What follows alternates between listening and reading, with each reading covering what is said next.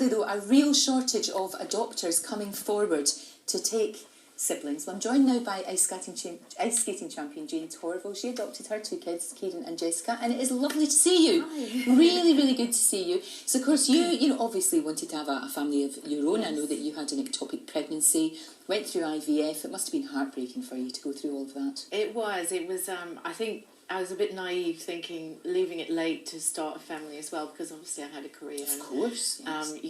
It's being loyal to my partner. I didn't want to say, right, I'm done now. The it's career very was going difficult. on. It's very difficult when there's sometimes. Two of you. Of course.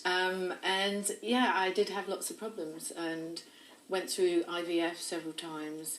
And I did. I mean, my story is a difficult one, but I know that lots of people have much worse experiences than I have, and they've gone through so many different cycles of IVF. And I did about 4 or 5, and that was enough for me. I was like, can't do this anymore. And then a friend of mine had adopted, was in the process of adopting a little boy, and I went to visit. And this little boy was so gorgeous, I could have taken him home with me right there. And then I thought, yeah, I could do this. And so went through the whole process. And I actually had, you hear lots of bad stories about adoption and social services, but my story was a really good one. I was, we had lots of help and support from social services. It's a long process.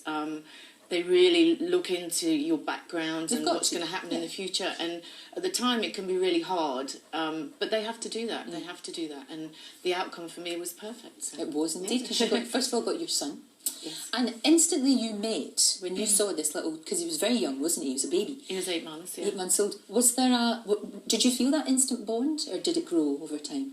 What I always remember was that he was in foster care, and meeting his foster mum, we had several meetings, and then first time I met Kieran, it's like this moment that, well, this is going to be my child, potentially, but you want to grab them, but then you hold back. Yeah. But I stood, and he was with his foster mum, and he actually reached out to me. So I was Jayne. Yes. Yeah.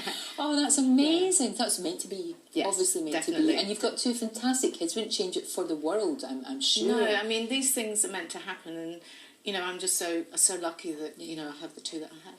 But there's an awful lot of kids out there. 6,000. There is such indeed. A lot. And as we were saying, families, brothers and sisters that might be split up, because it's more difficult. I think there's this thing sometimes people shouldn't count themselves out of being absolutely, because I was much older. I was sort of in my 40s when I started the process, and people think, oh, I can't adopt, I'm too old, and that's part of why we've just recently launched an autobiography, and I decided to talk about more personal things like that, because you haven't done that before. No, I haven't talked about that before, and I thought it was time to, because I do hear a lot about adoption and problems, so many people waiting, and the thing about the siblings, and don't be afraid, because there is a lot of support out there, and there's a lot of happiness at the end of it, and that's why I decided to talk about it. Sure. Now. So don't think that you're too old, and if you're on your own, it's okay. You can be single.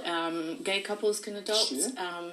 I think no one can be ruled out. There is possibility there. No, definitely not. And as you said, it's just been fantastic for you. And it wasn't because you're Jayne Torvill that everybody knows. Everybody is treated equal in this process. Absolutely. I mean, I just adopted through local social services in the area that I live in. They were extremely helpful, and did a very thorough job and a perfect matching with the children. Oh, that's brilliant. And the kids, it's worked out so well, because you're still enjoying your career. I know there won't be a dancing on ice in January, which would be so strange for everybody not to be doing that. We are about to do something different in that we are doing a theatre tour that starts on the 26th of November. Is that around the country, and it's book related, and it will give the people a chance to sort of have a more intimate conversation with us.